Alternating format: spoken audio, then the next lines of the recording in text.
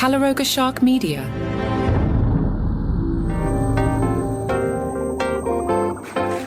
Hey, I'm Johnny Mac with your daily comedy news. Yesterday was a little angsty, but Johnny Mac is here to bring the fun back. And who's more fun than Joe Coy? That's right. Joe Coy is recording a Netflix special this weekend. That's pretty cool. 2 shows tonight and tomorrow at 8 o'clock at the Adventist Health Arena in Stockton. Jason Perry is the general manager. And he said to have a globally recognized comedian choose our arena and our community for a project of this scale speaks volumes about the market, the fans, and the experience we deliver. Now, if you're saying to yourself, Johnny Mac, Joe Coy, that name sounds familiar. Who's he again? Can you remind us? Oh, sure, I'll remind you. Joe Coy hosted the Golden Globes for 1 year, and when he did, he just told this horrible, mean joke about Taylor Swift. She did not appreciate this vicious, horrible joke at all. She made a stone face, didn't laugh the way Leo DiCaprio did at jokes about him. No, she let Joe Coy know this is not funny. As you know, we came on after a football doubleheader. The big difference between the Golden Globes and the NFL, on the Golden Globes, we have fewer camera shots of Taylor Swift. I saw this on Threads. Somebody posted, Bill Burr's audience is still roasting him nonstop in his YouTube comments over that comedy show in Saudi Arabia. His videos get about 4 times as many dislikes as likes now, and I was curious about this. So let's start with the comments. I'm here on YouTube. It is Bill Burr's episode titled Seattle Earpods Drugs from 1926. One commenter wrote, damn, lost 30,000 viewers, LOL. Another wrote, Bill thinks he's George Carlin, but he's really George Costanza. Another, Bill never forgot what it was like to be on the streets because whenever he moves up a floor, he buys a stronger telescope. Another comment, $1.5 million from Trump, and Bill will be performing for the oil rig workers in Venezuela in no time. Wow. Bill Burr is everything he made fun of 10 years ago. Total lack of self-awareness. Next, old Billy, keep ignoring it and it'll go away, Burr. Next one, this is brutal every time, just address it and move on. Next, Bill, stop acting like you're a blue-collar person. You get the idea. So I looked at the numbers. Again, the premise of the Threads post is that his numbers are quite down. So I went back. Now, understand that a video will have a long tail, right? So the longer that it's up, people will discover it more and more over time. So it makes sense that an older episode has more views than a newer episode. And these are YouTube views. For all we know, on the audio side, Bill Burr's podcast numbers are way up. They could be 10 times up. We have no way of knowing that. But I just randomly needle dropped on a few episodes from February 20th, 2025. That video has 63,000 views. One from June 9th has 42,000. One from November 7th, which should have a long tail by now, has 22,000. And the January 9th video had 20,000 and change. So make of that what you will. I was curious how other podcasts do. Again, the January 9th Bill Burr has 20,000. And I was like, how does Nateland do? The Nateland podcast from January 14th has 13,875 views, which is not a lot. Like, really, really not a lot. But as part of that, I found out, maybe everybody else knew this already, I somehow missed this, the Nateland podcast is ending. Nate Bargatze is stepping away from the Nateland podcast. He told listeners that after roughly 5 years and nearly 300 episodes, it's time to focus on his next act, movies, TV, and yes, the theme park. I think Nate is crazy, but I'm doing this in the basement and he's building a theme park, so maybe I'm the crazy one. Nate says, everything I'm trying to do going forward is I want you to be able to do it with your family. As I record this, there should be one more Nateland with Nate coming, and then the rest of the gang, I think, is going to continue on the same feed, but with a new name on the podcast. Speaking of podcasting, Ego Nwodum will host the 2026 iHeart Podcast Awards at South by Southwest in March. Yes, once again, celebrities will take over podcasting. People are still all irate that Amy Poehler won the Golden Globe. Well, now it's the iHeart Podcast Award. Nominees for Podcast of the Year include Amy Poehler, The Breakfast Club, The Mel Robbins Podcast, and Pablo Torre Finds Out, The Daily, The Rest is History. This past weekend with Theo Vaughn, Call Her Daddy, Heavyweight, and Giggly Squad, I'm going to root for Pablo Torre Finds Out. The Best Comedy Podcast, the nominees are Good Hang with Amy Poehler, The Toast, Handsome, The Basement Yard, and something called Distractable. Now, if the rest of you were like, yeah, John, we all know Distractable, what is wrong with you? I had to look it up. And I'll remind you, as much as I suck, I host this every day, and I work in podcasting and blog and write and consume and everything about podcasting all day long when I'm not doing this. And I was like, what is Distractable? And apparently it is a comedy podcast with guys named Mark, Wade, and Bob, and it's a space to have thoughtful discussions about funny, out there, or otherwise interesting stories from everyday life. They've got almost 1 million followers on YouTube. Let's see how they're doing versus Bill Burr. Okay, their most recent episode from 6 days ago has 134,000 views. One from 3 weeks ago has 170,000 views. So Distractable is, I don't know, somebody do the math, 7 times as popular as Bill Burr right now? Is that what we're saying? Anyway, congratulations to those guys on both being successful and somehow never coming up once in 7 years of show prep on this show. There were a lot of shows out there. I'm going to root for them. Hope they win Best Comedy. Best Ad Read nominees: Conan, Call Her Daddy, My Brother and Me, Dudes on Dudes, and Distractable. Okay. Best Host: Amy Poehler, Pablo Torre, Alex Cooper, Emma Chamberlain, Caleb Huron. You go, Pablo. XXL caught up with Josh Johnson. They were curious how hip-hop influences the comedy world. Josh said a lot of comics wish that they were rappers. Even the trouble you see comics get into sometimes, you're like, you're trying to be a rapper. That's what's happening. There's no reason for a comedian to get shot. They're comedians getting caught up like they're really about that life, and they're like, why? You do jokes. How are you moving that you ended up getting shot in the thigh? I mean, that's not fun. Why are you laughing, Johnny Mac? Someone got shot in the thigh and you're laughing? You're a jerk. Johnny Mac's the worst. He's no Jay Leno, but he's pretty bad. XXL asked Josh, what about hip-hop inspires your approach to comedy? Josh said, I approach comedy the way I imagine a lot of rappers approach hip-hop. It's a very narcissistic endeavor to get up on stage and feel like you have the most to say and you really deserve to be there. You have to believe it's true. Even if you have a humble approach to the craft, you have to believe that you're one of the best to do it and then put that belief into your work. As for rappers that he think would make good stand-up comics, Eminem for timing. He's good at timing. 50 Cent for content. The way he roasts, it's like it's coming from a place that's so deeply funny. When he goes in on somebody, it'll be like, wow, this is crazy. This is what a comic would do. Good interview there. Dan Soder. He's friends with former Miami Dolphins coach Mike McDaniel, and Dan Soder is really upset at Troy Aikman. Soder was on the Soder podcast. Let's see how that's doing. All right, the Dan Soder podcast, episode 114, posted 2 days ago, has 171,000 views. So back to the original premise of Bill Burr. Wow. Or maybe people just don't like Bill Burr's podcast. I don't know. Something's going on. Everybody else has numbers way bigger than Bill Burr right now. I digress. Dan Soder was on the Soder podcast, good booking, and he ripped Dolphins owner Stephen Ross, calling Mr. Ross an old F-word, and claimed that Troy Aikman, who's been brought in as an unpaid advisor for Miami's GM search, was behind Mike McDaniel's firing. Soder said of his friend McDaniel, in fact, I think he's better off because I think it's a crappy organization. He said McDaniel has been his buddy since the 7th grade. As for the Dolphins, I think it's ran by an old F that stabbed Mike in the back after he told him he was going to be all right for another season, and F the Dolphins. Mike McDaniel coached the Dolphins for 4 years. He went 35-34, did not win any playoff games.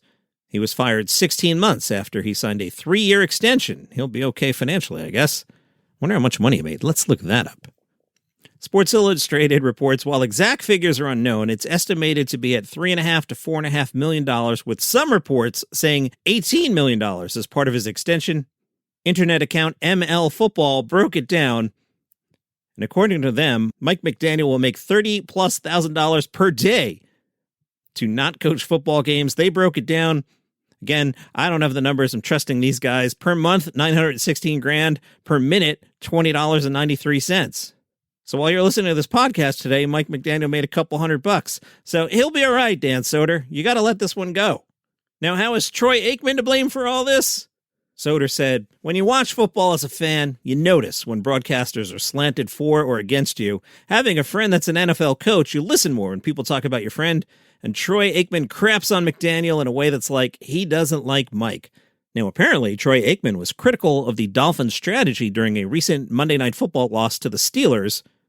The Dolphins lost that game at 28-15 as they trailed. Hall of Famer Troy Aikman, who has won 3 Super Bowls himself, said, this is just a bizarre last few series. They don't go hurry up. Now they're going hurry up and calling timeouts. It's hard to understand exactly what the philosophy is or what they're trying to do. Late Nighter caught up with Rob Burnett. You may know Rob from being the head writer and executive producer on David Letterman's Late Show. Late Nighter asked Rob if Letterman was still at it during Trump 2.0, what would Dave be up to?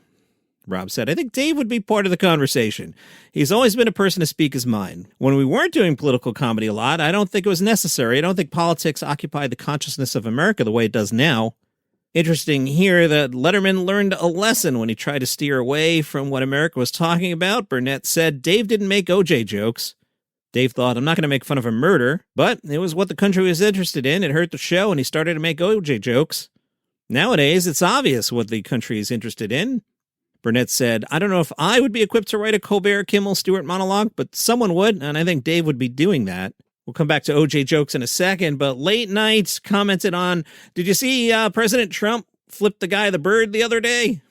Yeah, the president was visiting a Ford factory and flipped the middle finger at an auto worker who called the president a pedophile protector. Stephen Colbert and his writers with some great stuff here. Colbert said, the man could have shouted pedophile, but until the full Epstein files are released, that's just an unverified claim, whereas pedophile protector is fairly in evidence at this point, and that's the kind of attention to detail you can expect in your F-150. Great joke. It's a funny tag. The premise is great. Solid. That is a fantastic piece of material. Colbert also said, we were told there would be Epstein files. In fact, you, Trump presumably, signed a law mandating that you'd have to release the Epstein files by the middle of last month, but you still haven't. It kind of makes you seem like, what's the phrase? A pedophile protector. Back to OJ jokes. Remember Jay Leno? He used to make a lot of OJ jokes, and that guy's the worst. No, I don't mean OJ. I mean Jay Leno. I mean, the way he comments on Late Night sometimes. I told you I was bringing the fun back today, didn't I? The way he talks about late night comedy and takes care of his wife, Mavis. They've been married for 45 years, and she battles dementia. This guy, he's the worst. Jay Leno told Maria Shriver, you take a vow when you get married, and people are stunned. They're shocked when you live up to it. My favorite thing, this is the most Hollywood thing. A guy said to me, so you're going to get a girlfriend now? And Leno said, no, I have a girlfriend. I'm married. We've been married 45 years. You know what I mean? We're kind of in this together. You can't go, honey, I'll be with my girlfriend. I'll be back later. Leno told Shriver, he's just doing the right thing because you're supposed to. That kind of used to be the norm. And then when he strayed, that was the out of the whack part. Now the out of the whack part is fairly common, and staying and doing what you're supposed to do is stunning to people. Why don't you do that? Well, we kind of made a deal. Jay shrugged off the quote-unquote toll that people assume it takes on Jay. He explained, I really haven't been tested in my life. I wasn't in the Army. I didn't have to shoot anybody. So this is that thing. I'm glad I'm passing the test because you never quite know what you're going to do in that situation or any situation. So I'd like to think I made the right decision. As for Mavis, she's not forgetting me. That hasn't happened yet. She seems extremely comfortable now, and she seems happy and she seems contented. It's actually okay. It's good. I enjoyed taking care of her. Jay Leno, the worst. This weekend on this very program, Mike Chisholm from the Letterman podcast drops by. Mike had a list of the top 10 late night hosts of all time, and he wanted me to react to it, and I reacted to it so much, we wound up talking for like 2 hours, so we'll split those conversations in half. I can tell you how long the episodes are. They're already loaded. Looks like you're getting about 38 minutes on Saturday and 40 minutes on Sunday. Plus commercials. Now, I always forget to do this. If you want the commercials to go away, here's what you do. You go on Apple Podcasts, and it'll say uninterrupted listening. And you click that banner. And then for $5 a month, no commercials. Great way to support the show, and the commercials go away. You do have to use the Apple Podcasts app, but that's a great way to do it. And even more transparent, I can't auto-set that. It's the bane of my existence. My hosting company refuses to set this up the way some other hosts have it. It drives me bananas. So the show normally comes out at 3:05 Eastern every day, but for the commercial-free version, I have to manually do that. So when I get up in the morning, the first thing I think is, I got to upload the show. My wife tries to talk to me, and I go, I have to upload the show. And normally, it's there by like 7:15 a.m. Eastern, the commercial-free versions. Anyway, so if you don't want any commercials, do that. Apple Podcasts, click uninterrupted listening. Great way to support the show. So this weekend, Mike and I talk about his top 10 late-night hosts of all time. Monday morning, normal episode, and then Monday at noon Eastern time, the Comedy Survivor results. Voting is now closed for this week. And now let's check in with Burt Reynolds in the comedy stock market.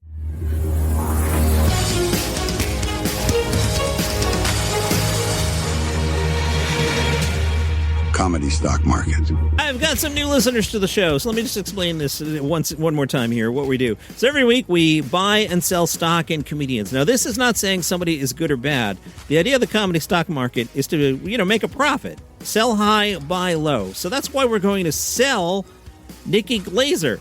Oh, she's fantastic. She's at peak right now, but you sell high and you buy low. Let's get out on Nikki Glazer, cash in our money, go buy a beach house with our Nikki Glazer money. We did really well there, but it's time to sell Nikki Glazer. Now, we'll take some of that money and let's buy some Trevor Noah. The Grammys are coming up. People haven't really noticed that Trevor Noah is about to resurface. He's very charismatic. He always does a great job. So let's buy a little Trevor Noah. Let's sell Bowen Yang. Do we even have any Bowen Yang stock left? If we do, let's sell it. I am not sure at all what his post-SNL career is going to be. I'm struggling to figure out what it is. He's got Las Culturistas. He had a bad week earlier in the week when people tried to cancel him. I'm just not sure where we're heading with Bowen Yang, so let's just sell out. Let's also sell Pete Davidson. Yes, I'm upset that they're calling that thing a podcast. It's not a podcast. It is a television show that you watch on Netflix. In no way whatsoever is that a podcast, but that beside the point. I don't trust Pete Davidson. I feel like Pete Davidson goes, hey, look at me, and then everybody looks at him, and then he walks away from things. I understand he struggles with mental health. I wish the man well, but I don't trust that Pete Davidson's about to host 100 episodes of this television show, so I want no part of it. Let's sell our Pete Davidson. Let's sell our Tig Notaro. She's one of the comedians, along with Gina Yashir and Patton Oswalt, who have helped to destroy the Star Trek brand. Tig Notaro's on this horrible Starfleet Academy show. You think I'm kidding about how goofed up that brand is? I just looked. They put the premiere episode up on YouTube. It's got 20,000 views. 20,000 for Star Trek. Are you kidding me? So Tig Notaro, you're part of the problem. We'll sell our Tig Notaro. And you know who we're going to buy? Joe Rogan. I feel like Joe Rogan has come around and he sees what's going on and he's realizing it's all insane. And Joe Rogan's got a big enough platform to say something about it. Whatever you think of Rogan or not, he's got a big platform. And I feel like Joe has seen the light. So we're going to sell Nikki, sell Bowen, sell Pete Davidson, sell Tig Notaro, buy Trevor, buy Rogan. Speaking of Tig Notaro, Out Magazine talked to her about the horrible Starfleet Academy show. I guess Tig is now a coach. She was an engineer in the Discovery episodes that she was actually in, and then there'd be some weeks her character, who was the chief engineer, just wouldn't be in it for some reason. Conspicuously absent. I don't know what was going on there. I guess she's a touring comedian. Apparently she teaches at Starfleet Academy now, and Out Magazine was curious, how far is the particular role of coach from the real Tig Notaro? Tig said, I always joke that I'm just Tig in space. Oh, by the way, she was on Kimmel the other day, and she did the Vulcan hand salute, and she said she didn't know what it was called, and I wanted to just smash my television. Johnny Mac takes his Star Trek very, very seriously. Tig Notaro said, I always joke that I'm just Tig in space, but the reality is I don't really like loud noises, so whistle is out. I'm also a high school dropout, so I think my teaching skills might be terribly lacking. Well, I love the idea of being this confident, whistleblowing, clipboard-holding tough guy. Real-life me would probably be like, yeah, you're all doing great, I assume. Jet Reno, her character, has real authority. I have quiet and dry observations. So same Tig, different galaxy, wildly different comfort level with sports equipment. Tracy Morgan fans, pay attention. NBC woke up out of bed and decided, you know what, let's do a special early premiere of Tracy Morgan's new comedy, The Fall and Rise of Reggie Dinkins. Yes, a hilarious new comedy will make its debut Sunday at 10 Eastern or so, following coverage of the playoff game between the Los Angeles Rams and the Chicago Bears. Then, when you're all excited about that show, you'll have to wait till Monday, February 23rd, when they'll rerun that episode and then follow it up with a new episode of The Fall and Rise of Reggie Dinkins. And that is your comedy news for today. All right, tomorrow, Mike and I talk, a late night host, normal episode on Monday. You have an awesome weekend. I'll see you around.